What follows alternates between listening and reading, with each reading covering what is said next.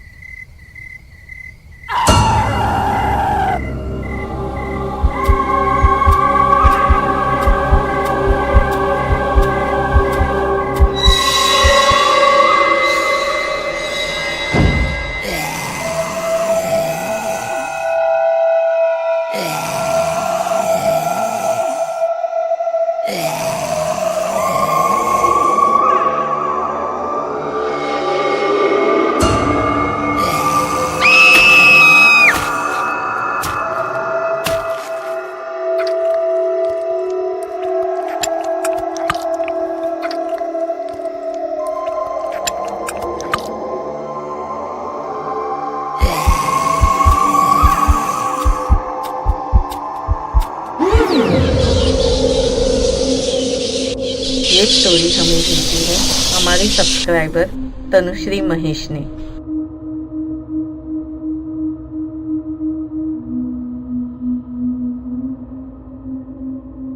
ये कहानी है एक ऐसे गांव की जहाँ की कुछ लड़कियाँ अजीब सी थी।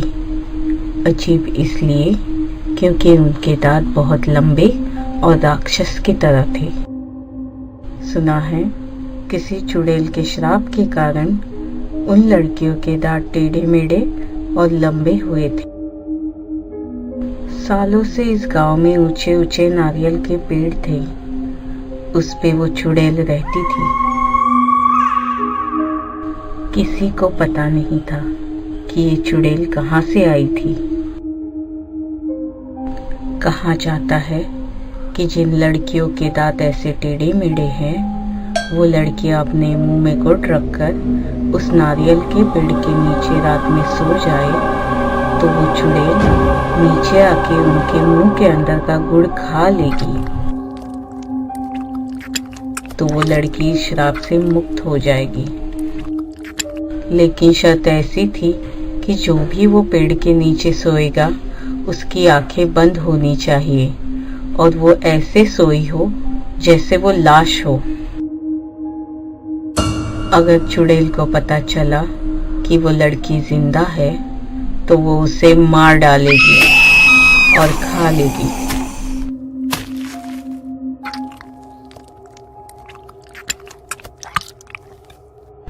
इसी गांव में एक जिया नाम की लड़की थी। उसके दांत भी ऐसे ही लंबे थे। इस कारण वो बहुत नाराज थी और उसकी शादी भी कहीं नहीं हो रही थी। फिर एक दिन उसकी दादी ने यह बात उसे बताई, लेकिन दादी ने यह भी कहा कि कई लड़कियों ने ऐसी कोशिश की लेकिन आज तक कोई सफल नहीं हुआ और वो एक रहस्य ही बन के रह गया। लेकिन जिया ने भी ठान लिया था कि वो इस श्राप से मुक्त होगी। अब रात हो गई थी। जिया ने अपने साथ बहुत सारा गुड़ लिया था और वो निकल पड़ी उस पेड़ की तरफ जहाँ चुड़ैल रहती है।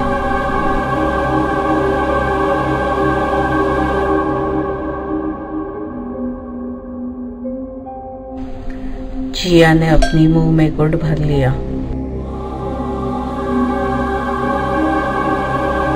और वो पेड़ के नीचे सो गई।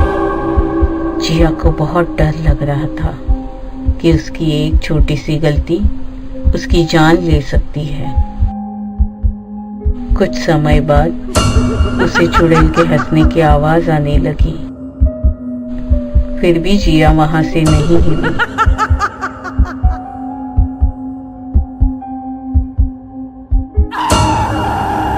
चुड़ैल धीरे धीरे जिया की ओर बढ़ने लगी।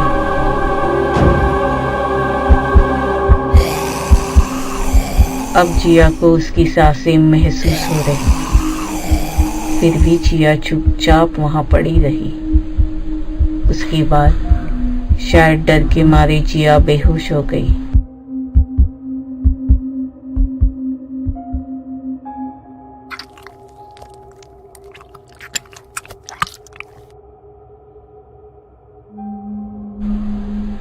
और जब उसे होश आया तो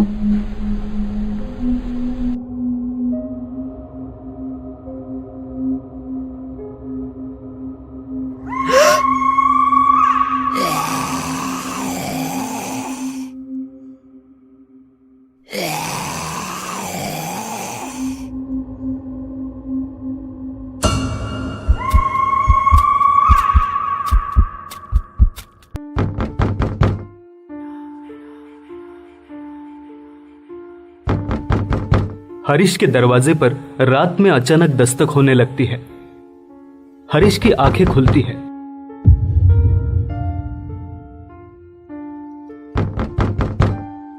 वो घड़ी में देखता है तो रात के 2 बजे हुए होते हैं। वो सोचता है भला इतनी रात को कौन हो सकता है। हरीश थोड़ा डर जाता है।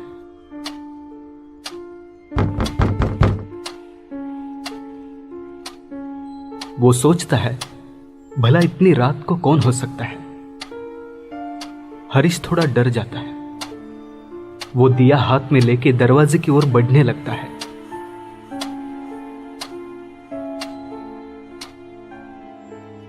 वो दरवाजा खोलता है और दरवाजे के बाहर जो देखता है उससे उसके होश उड़ जाते हैं।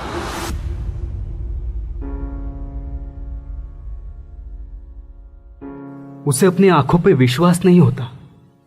उसके रोंगटे खड़े हो जाते हैं। उसके दिल की धड़कन तेज हो जाती है। वो देखता है कि उसके दरवाजे के बाहर कोई और नहीं बल्कि उसकी अपनी बेटी है जो कि 2 साल पहले मर चुकी थी।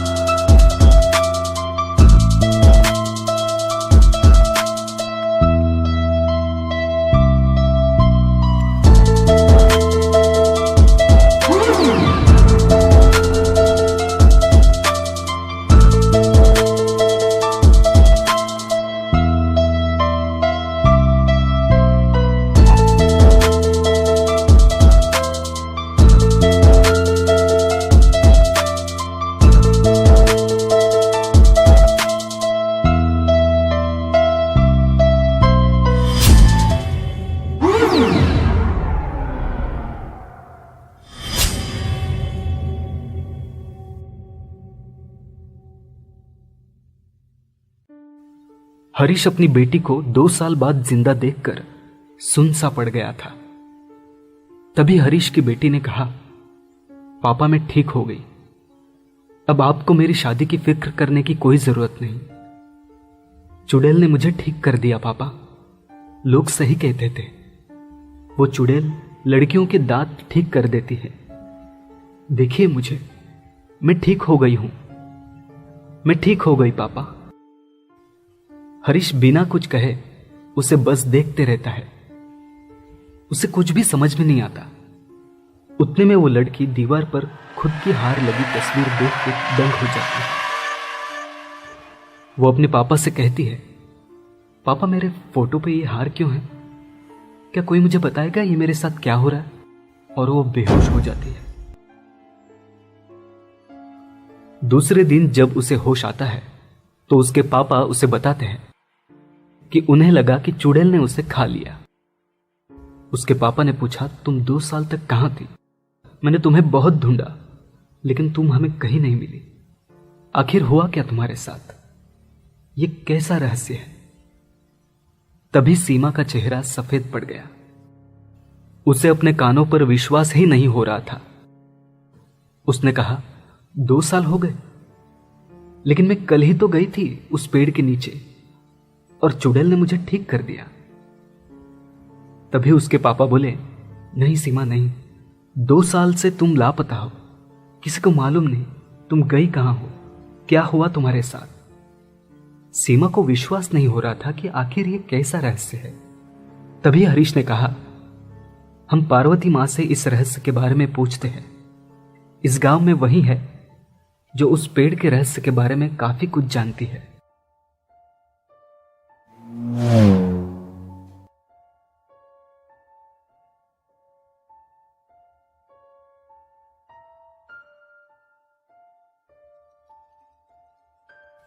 तो दोनों पार्वती मां के घर जाते हैं।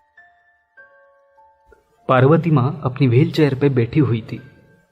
वो काफी परेशान लग रही थी। अचानक उसकी नजर सीमा पे पड़ती है और वो जोर जोर से रोने लगती है। सीमा और उसके पापा दंग हो जाते हैं। बड़ी कोशिश के बाद अपने आप को संभल कर वो एक गहरी सांस लेती है। दोनों एक रहस्यमय नजरों के साथ पार्वती मां को देखते रहते हैं। हरीश कहते हैं, क्या हुआ मां, आप रो क्यों रही है? तभी मां कहती है, इतने सालों तक सभी को लगता था कि नारियल के पेड़ के नीचे सोने से चुड़ैल दांत ठीक करती है, लेकिन आज सीमा को 2 साल बाद यहां देख के मुझे यह रहस्य सुलझ गया। दोनों गहरी नजरों से मां को देखते रहते हैं। मां आगे कहती है, दरअसल पेड़ के नीचे सोने के बाद चुड़ैल वो शरीर छोड़कर पेड़ के नीचे सोने वाले के शरीर में चली जाती है। कल रात जिया पेड़ के नीचे सोई थी और जो पेड़ पे थी वो सीमा थी। चुड़ैल ने गुड़ खाकर सीमा को छोड़कर जिया के शरीर में प्रवेश किया। यह सुनकर सीमा और उसके पापा डर जाते हैं। जिया के दादी के इस खुलासे से पता चलता है कि जिया चुड़ैल बन चुकी है और बड़ी मुश्किल में फंस गई है। सभी की आंखें नम हो जाती है। सीमा तो यह सुन के मानो सुन पड़ जाती है। उसे विश्वास नहीं होता कि 2 साल तक वो चुड़ैल बन के नारियल के पेड़ पे रहती थी। सभी खामोश हो जाते हैं। तभी हरीश हिम्मत दिखाते हुए कहते हैं, चाहे जो करना पड़े मैं जिया को बचा के रहूंगा, मैं उसे कुछ नहीं होने दूंगा। उसके कारण आज सीमा सही सलामत घर पहुंच गई है। मां, कोई तो रास्ता होगा कि हम जिया को बचा पाए। तभी दादी ने कहा, एक रास्ता है, लेकिन मुझे पता नहीं कि यह रास्ता सही है या गलत। एक बात तो है कि श्राप के कारण चुड़ैल नारियल का पेड़ छोड़ के कहीं नहीं जा सकती। तो हम सब एक तरकीब आजमा सकते हैं। ध्यान से सुनो। और जिया के दादी ने हरीश के कान में अपनी योजना बनाई। यह योजना सुनकर हरीश ने कहा, काम थोड़ा मुश्किल है, लेकिन जिया को आज बचाना ही होगा। सभी गांव वाले आज नवरात्रि खेलने में जब व्यस्त होंगे तब हम जाकर जिया को बचा सकते हैं और गांव वालों को कुछ पता भी नहीं चलेगा। अगर गांव वालों को पता चला तो वो चुड़ैल के डर की वजह से हमें जिया को कभी बचाने नहीं देंगे। हरीश जिया की दादी को बोलता है, कि आप बिल्कुल फिक्र मत करना, हम जिया को बचाने में कामयाब हो जाएंगे। हरीश अपने दोस्त कपिल के साथ गांव के बाहर एक मुर्दा घर की तरफ निकलते हैं। सुनसान रास्ते पर बस उनकी गाड़ी की रोशनी ही दिखाई दे रही थी। तभी कपिल हरीश को पूछता है, लेकिन आखिर हम मुर्दा घर क्यों जा रहे हैं? तभी हरीश कहते हैं, तुम बस वैसे ही करना जैसे मैं तुम्हें बताऊंगा। कपिल को कुछ समझ में नहीं आता। बिना कुछ कहे वो बस गाड़ी में बैठा रहता है। हरीश मुर्दा घर जाकर वहां के रखवालों को पैसे देकर कपिल की मदद से एक लाश का इंतजाम करता है। दोनों उस लाश को उठाकर गाड़ी की तरफ बढ़ते हैं। कपिल के मन में बहुत सारे सवाल थे जिनका जवाब उसके पास नहीं था। वो लाश एक लड़की की थी जो लावारिस लाश थी। दोनों लाश डिक्की में रख देते हैं। दोनों गाड़ी में बैठ जाते हैं और गांव की तरफ बढ़ने लगते हैं।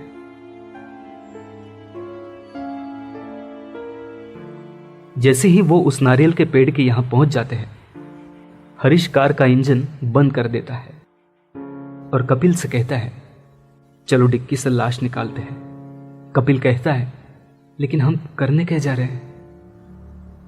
मुझे बताओ अभी के अभी। तभी हरीश गहरी सांस लेकर कहता है, हम इस लाश के मुंह में गुड़ डालकर इसको नारियल के पेड़ के नीचे रखने वाले हैं। ये सोचकर कपिल के रोंगटे खड़े हो जाते हैं। हरीश आगे कहते हैं, चुड़ैल नीचे आकर गुड़ खाएगी और जिया का शरीर छोड़ के लाश के शरीर में जाएगी, तो इस तरह हम जिया को बचा सकते हैं। हरीश कहता है, चलो डिक्की से लाश निकालते हैं और कपिल की मदद से दोनों लाश को उठाकर पेड़ की ओर बढ़ने लगते हैं।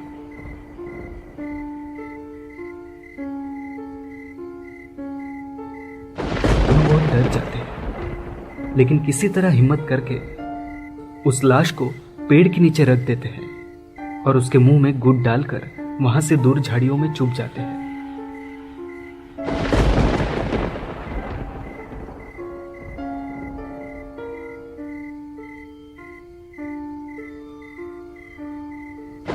दोनों आंखें फाड़कर चुड़ैल की राह देखने लगते हैं।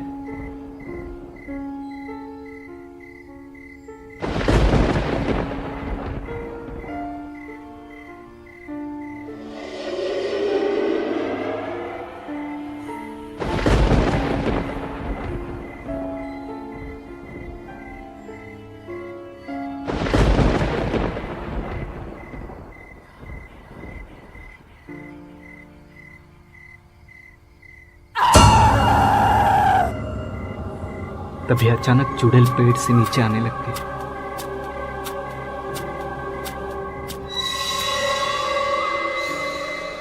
ये भयानक दृश्य देखकर दोनों के होश उड़ जाते हैं। चुड़ैल धीरे धीरे नीचे आके उस लाश के पेट पे बैठ जाती है और उसके मुंह के गुड़ को खाने लगती है।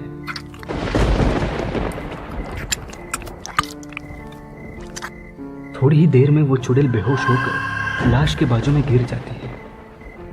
हरीश डर जाता है। उसे लगता है जिया अब मरने वाली है।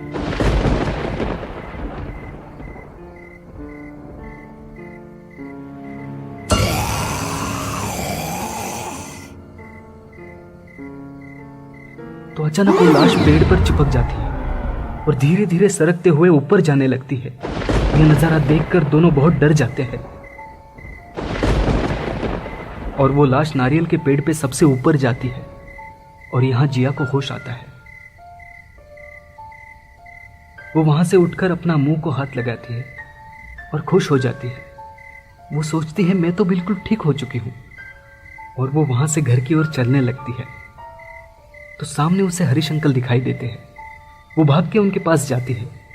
तभी पेड़ पर वो लाश अपनी आंखें खोलती है और हंसने लगती है और ऊपर से नीचे आने लगती है। सभी वहां से भागने लगते हैं।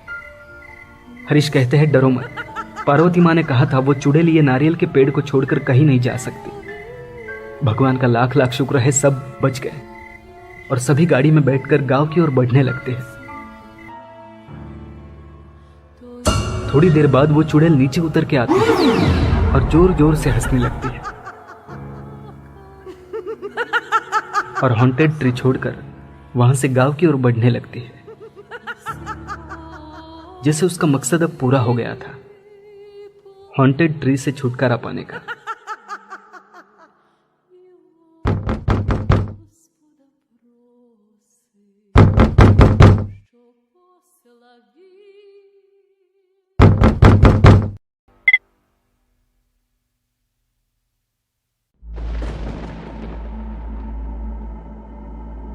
एक रहस्यमय गांव, जहां न जाने कौन सा रहस्य छुपा था। एक शापित चुड़ैल जो न जाने हॉन्टेड ट्री पे कहां से आई थी।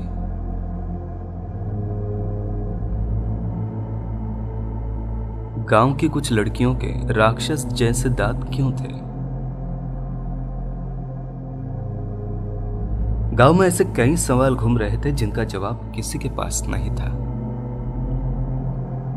हरीश ने पार्वती मां के सुझाव से सीमा को बचाया और उस चक्कर में एक मृत शरीर हॉन्टेड ट्री के नीचे रख दिया। लेकिन उसे ये नहीं पता था कि चुड़ैल सालों से इसी चीज की राह देख रही थी।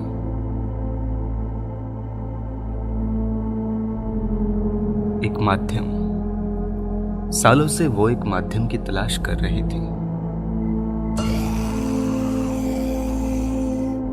जिसके जरिए उसका शाप टूट सकता था और वो पहले से ज्यादा शक्तिशाली बन सकती थी। लेकिन चुड़ैल आखिर चाहती क्या थी? ये तो बस एक रहस्य ही था। और जब उसे हरीश के जरिए वो माध्यम मिल गया तो वो उस गांव की तरफ बढ़ने लगी। न जाने अब इस गांव पर कौन सा कहर खून बनकर बरसने वाला था।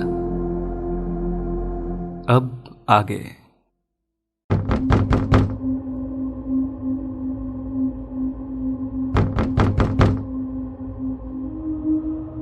दरवाजे पर दस्तक होती है।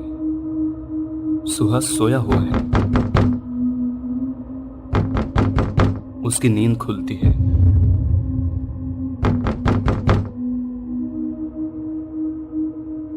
सुहास परेशान होता है और सोचता है कि इतनी रात गए कौन आया है। कोई तो ऐसा है जो लगातार दरवाजा खटखटा रहा है।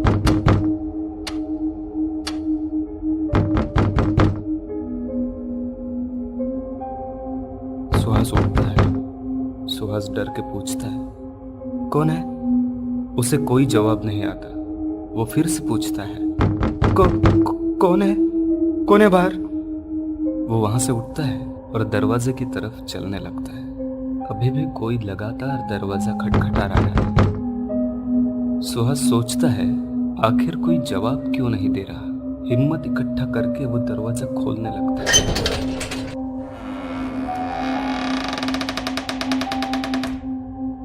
सामने दिखता है कि एक औरत पीठ दिखाए हुए खड़ी है। उसके बाल बहुत लंबे हैं। सुहास फिर से उसे पूछता है, कौन हो तुम? इतनी रात गए तुम यहाँ क्या कर रही हो?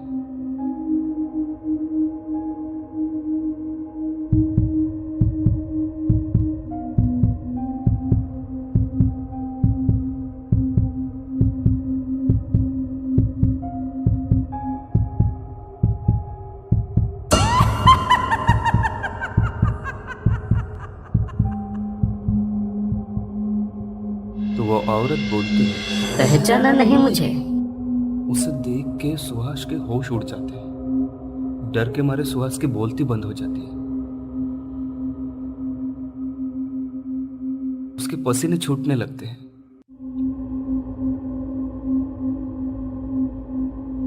चुड़ैल एकदम नजदीक आके अपनी गर्दन टेढ़ी करके सुहास से पूछती है, अब भी नहीं पहचाना? आखिर बोलने का बहुत शौक है ना? सुहास चिल्लाने लगता है।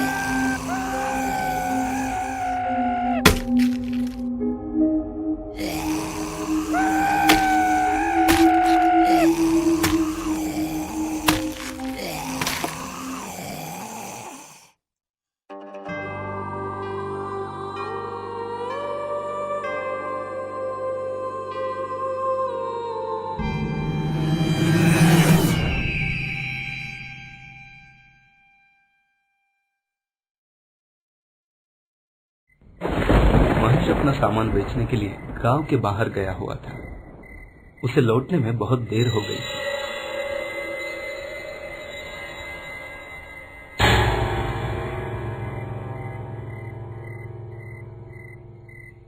कि तभी एक आवाज आई, महेश, महेश, महेश, क्या तुम मुझसे मिलना चाहोगे? महेश चौंक जाता है और सोचता है, इतनी रात गए मुझे कौन पुकार रहा है? शायद किसी औरत की आवाज है। महेश की नीयत खराब होती है। महेश तुरंत पीछे मुड़ता है। क्या हुआ महेश? मुझे देख के तुम्हारे होश क्यों उड़ गए? महेश जो देखता है उस पे उसे विश्वास नहीं होता। वो चुड़ैल से पूछता है,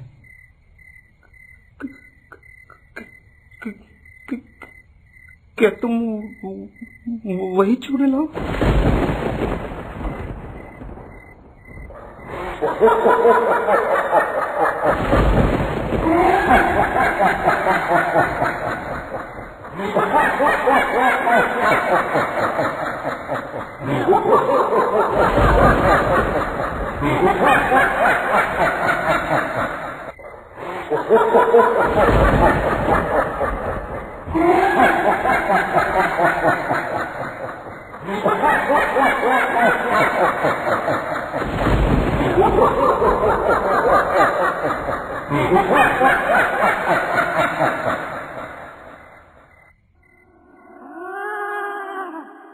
सही पहचाना तुमने, मैं वही हूँ। मैं अब लौट आई हूँ। मैं सबको मार डालूंगी, किसी को नहीं छोड़ूंगी। याद करो उस रात को, तुम लोग वहां थे। तब मैंने तुमसे कहा था मैं वापस आऊंगी। क्यों किया तुमने ऐसा? क्यों किया तुमने ऐसा?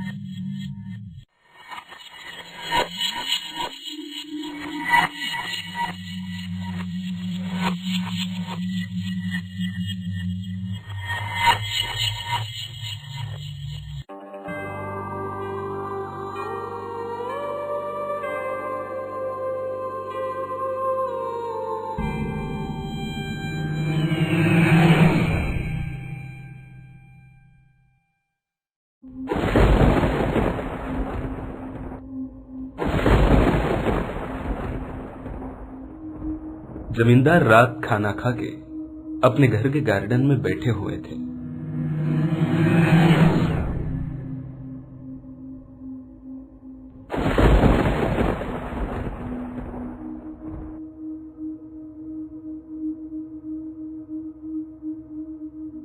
जमींदार जी को किसी की आवाज सुनाई देती है। जमींदार ध्यान नहीं देते, लेकिन बार बार किसी के होने का एहसास उन्हें होता है कि तभी किसी की आवाज सुनाई देती है। जमींदार जी, क्या हुआ जमींदार जी? जमींदार जी, कौन है? कौन है? कौन है वह?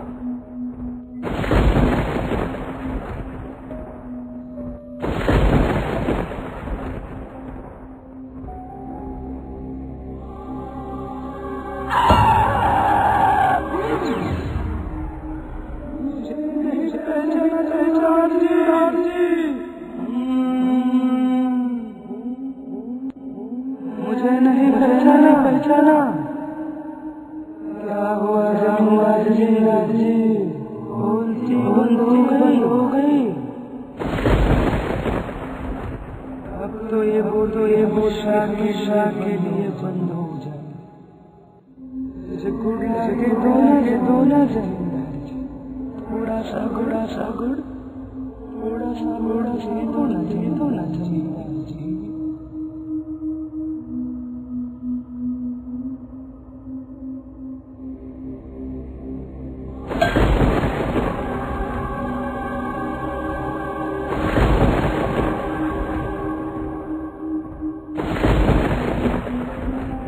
यहाँ जमींदार डर के मारे कुछ बोल ही नहीं पाता कि तभी चुड़ैल हाथ में बहुत सारा गुड़ लेके आती है। जबरदस्ती जमींदार के मुंह में ठूसती है।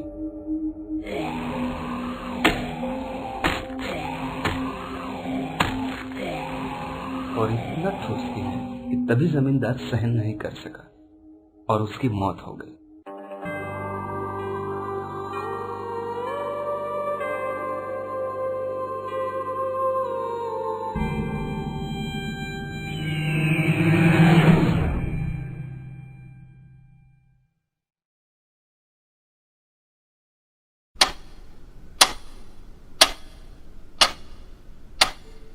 धीरज के घर से कुछ आवाजें आती हैं।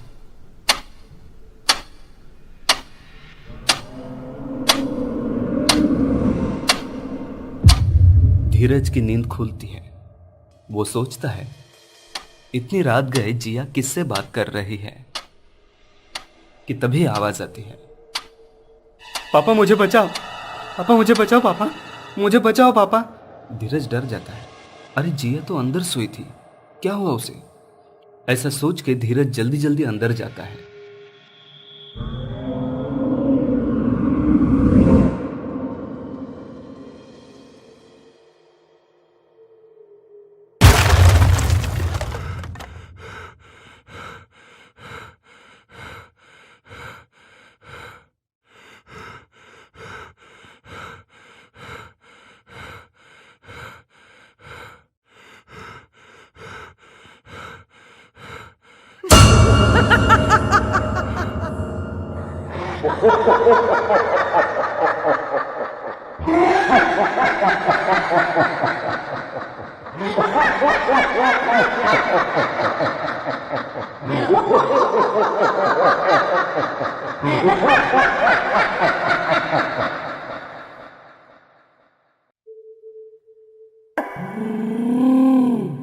डर गए अपने बेटी की आवाज सुन के? क्या हुआ धीरज, मुझे पहचाना नहीं? चुड़ैल को देख के धीरज सुन्न पड़ जाता है। धीरज कहता है, नहीं नहीं, ये नहीं हो सकता, ये सच नहीं हो सकता, तुम जिंदा नहीं हो सकते।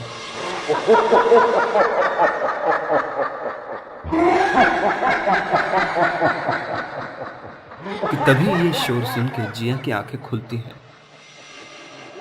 वो जल्दी से बाहर आती है तो चुड़ैल को देख के उसके होश उड़ जाते हैं। उसे याद आता है कि ये वही चुड़ैल है जो नारियल के पेड़ पे थी, लेकिन ये पापा के पीछे क्यों लगी है? यहां पापा बार बार चिल्लाते रहते हैं, तुम जिंदा नहीं हो सकती, तुम जिंदा नहीं हो सकती, ये सच नहीं हो सकता, मुझे मत मारो, मैंने तुम्हारा कभी बुरा नहीं चाहा। जिया डर के चिल्लाती है। चुड़ैल उसे देख लेती है, उसके सामने आती है, गर्दन टेढ़ी करके उसे घूरती है।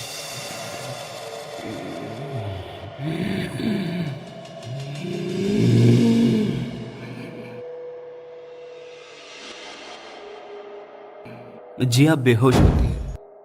धीरज बहुत डर जाता है और बार बार चिल्लाता है,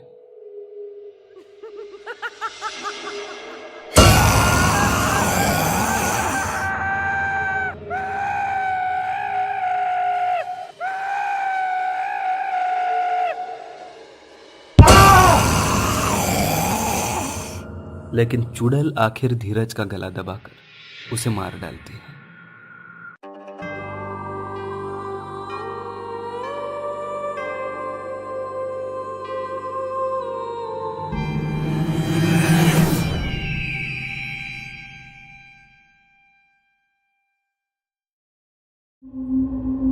अगले दिन जिया भाग के पार्वती दादी के घर जाती है।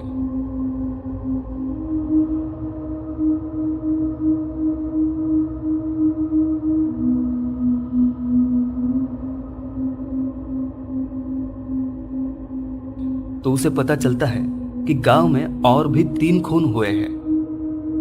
जिया रोने लगती है। तभी सीमा वहां आती है। दादी जिया से कहती है, बेटा ये वक्त रोने का नहीं, सोचने का है।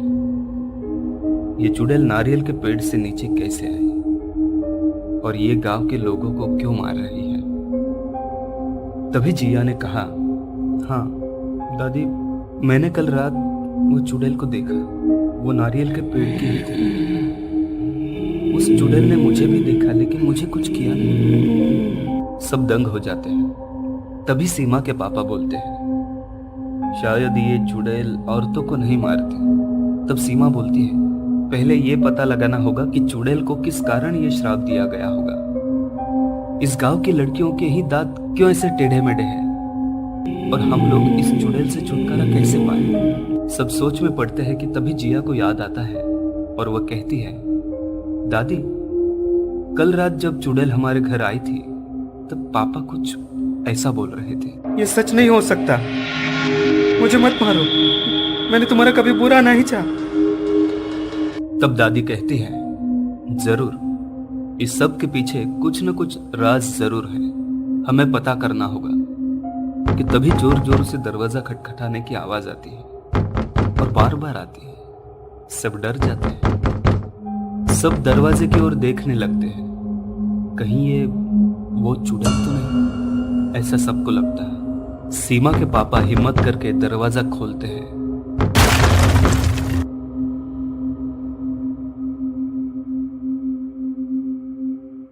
तो सीमा के पापा का दोस्त कपिल बाहर रहता है और कहता है, मुझे इसका राज पता चल गया। और कपिल सबको ये राज बताता है। सब सुन के दंग हो जाते हैं।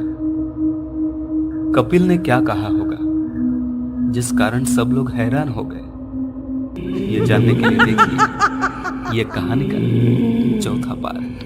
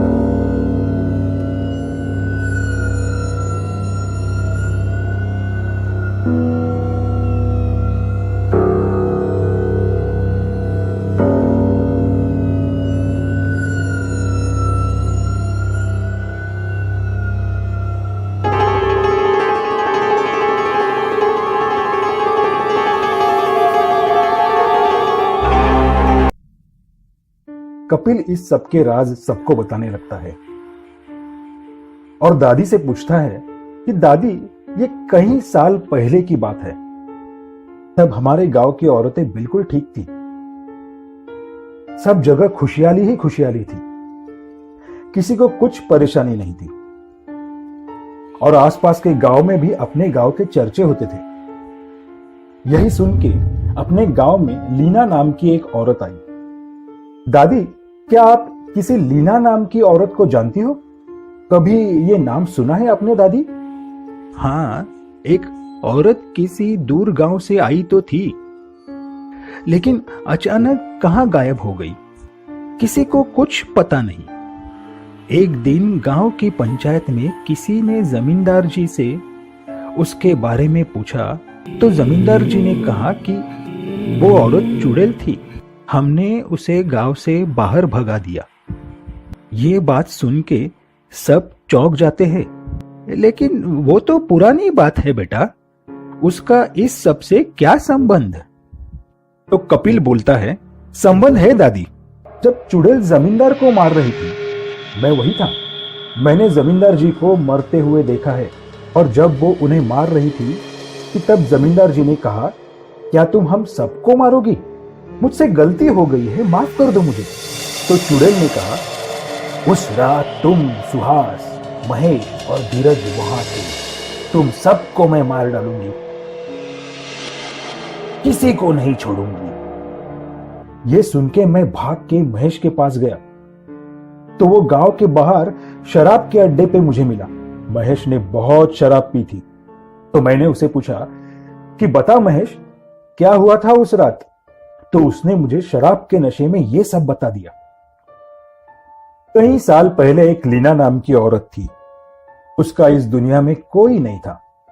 वो किसी दूसरे गांव से काम की तलाश में इस गांव में आई थी। किसी को पता नहीं कि वो कहां से आई थी। गांव के बाहर उसने अपना छोटा सा घर बना लिया। किसी ने उसे बताया कि जमींदार जी गुड़ के बहुत बड़े व्यापारी है, उनके पास बहुत काम होता है।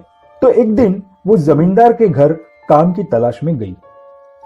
वो कम तनख्वाह में काम के लिए राजी हुई, लेकिन न जाने क्यों उसने अपना मुंह ढक लिया था। जमींदार ने उससे पूछा कि क्यों अपना मुंह ढक लिया है? तो उसने कहा, यह मेरी मजबूरी है, मैं अपना मुंह किसी को नहीं दिखा सकती, लेकिन आप जो काम मुझे देंगे वो मैं सच्चे दिल से करूंगी। आपको कभी भी शिकायत का मौका नहीं दूंगी। लीना अपना काम बखूबी करती रही। जमींदार भी उसके काम पे खुश था। लेकिन एक दिन ऐसा आया कि उसके कारण लीना की जिंदगी बदल गई। एक दिन लीना अपना काम कर रही थी कि हवा के झोंके के कारण लीना के मुंह का कपड़ा अचानक उड़ गया। लीना वो कपड़ा उठाने के लिए झुकी, तभी जमींदार के छोटे बेटे मोनू ने उसे देख लिया। लीना ने उसे कहा कि बेटा डरो मत, मैं तुम्हें कुछ नहीं करूंगी। सिर्फ ये बात साहब को मत बताना, वरना वो मुझे नौकरी से निकाल देंगे। मोनू उसके दांत देख के इतना डर गया कि उसके मुंह से आवाज ही नहीं निकल रही थी।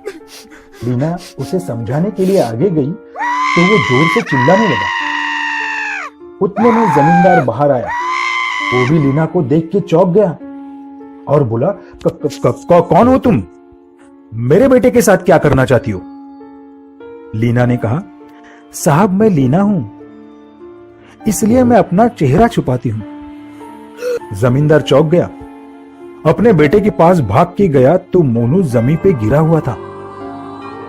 उसे उठाने लगा तो देखा कि मोनू हिल नहीं रहा है।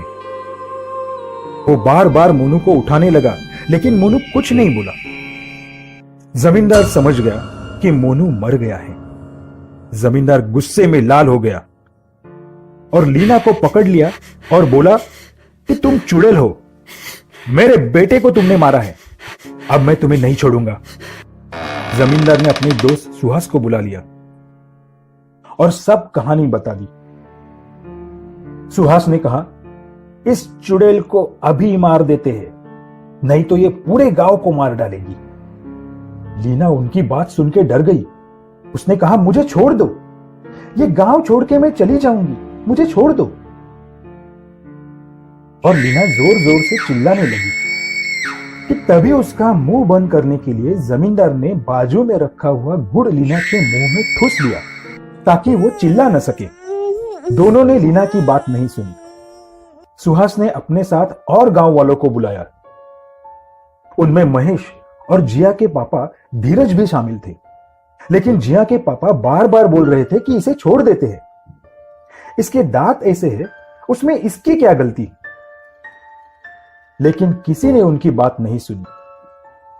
फिर चारों लीना को घसीटते हुए जंगल में लेके गए। लीना चिल्लाने की कोशिश कर रही थी, लेकिन उसके मुंह में गुड़ भरा हुआ था। जमींदार ने उसे एक पेड़ से बांध लिया। लीना बहुत रो रही थी और चिल्लाने की कोशिश भी कर रही थी, लेकिन उसे बचाने वाला कोई नहीं था। तभी सुहास आगे आया। उसने वहां से एक पत्थर उठाते हुए कहा, चुड़ैल कहीं की, चली जा हमारे गांव से, और लीना को दे मारा। उसमें लीना की एक आंख फूट गई। लीना जोर जोर से चिल्लाने की कोशिश कर रही थी। लीना को शायद बहुत दर्द हो रहा था, लेकिन उस घने जंगल में उससे सुनने वाला कोई नहीं था। अब महेश सामने आया। महेश काला जादू जानता था। उसने लीना पे तंत्र मंत्र का उपयोग किया और कहा, मैंने ऐसा मंत्र पढ़ा है कि इस औरत को मरने के बाद भी मुक्ति नहीं मिलेगी। ये इस नारियल के पेड़ पे रहेगी और छोड़ के कहीं नहीं जाएगी। और फिर उसने एक बड़ी रस्सी ली और लीना के गले में डाली और उसे जोर से खींच लिया। लीना दर्द से झटपटाने लगी।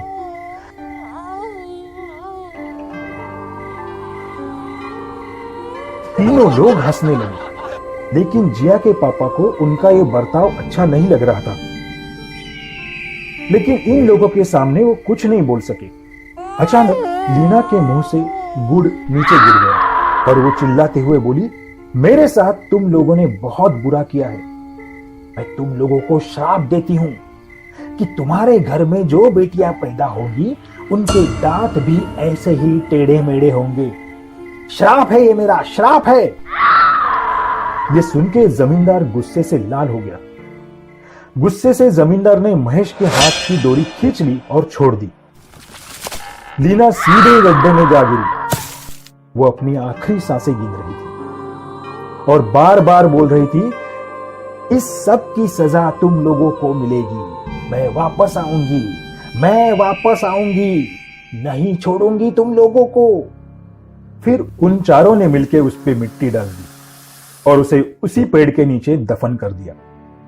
ये वही लीना है जो अपना बदला पूरा करने के लिए आई थी। अब उस चुड़ैल ने शायद अपना बदला पूरा कर लिया है। चारों लोगों को उसने मार डाला है। ये कहानी सुन के सब दंग हो गए। जिया भी खामोश थी। उसे लग रहा था कि मेरे पापा तो उसे मारना भी नहीं चाहते थे, फिर भी चुड़ैल ने उन्हें मार दिया। शायद उनकी गलती ये थी कि पापा ने उन लोगों का साथ दिया। अब सबको चुड़ैल के लिए बुरा लगने लगा था। इस पे दादी ने कहा, शायद ये चुड़ैल अभी किसी को परेशान नहीं करेगी, उसका बदला पूरा हो गया है। हम सब प्रार्थना करेंगे कि उसे अब मुक्ति मिल जाए। ये कहानी आपको अच्छी लगी हो तो हमें सब्सक्राइब करें, हमारा इंस्टाग्राम और फेसबुक पेज जरूर फॉलो करें। अगर आपके पास ऐसी ही कोई कहानी हो तो हमें कमेंट बॉक्स में भेजें। हम कोशिश करेंगे कि अगली एनिमेटेड स्टोरी आपकी होगी।